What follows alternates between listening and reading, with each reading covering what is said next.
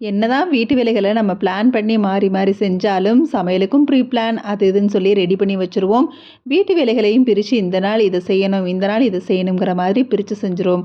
நம்ம எவ்வளோ வேலைகளை செஞ்சாலும் நம்மளுக்குன்னு சில நேரங்களை ஒதுக்கணுங்கிறத நான் அடிக்கடி வீடியோஸில் சொல்லுவேன்.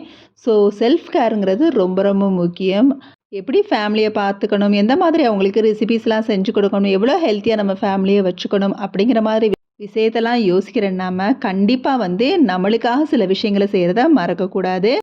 எப்போவுமே செல்ஃப் கேர் ரொட்டீன்ங்கிறது ரொம்ப ரொம்ப முக்கியம். என்னோட செல்ஃப் கேருக்காக நான் அடிக்கடி ரெடி பண்ணி வச்சுக்கிறது இதுதான். கண்டிப்பாக பாசிப்பயிறு, கடலப்பருப்பு எதுவும் கிடைக்கலனாலும் அதை மட்டும் கூட காய வச்சு அரைச்சிடுவேன்.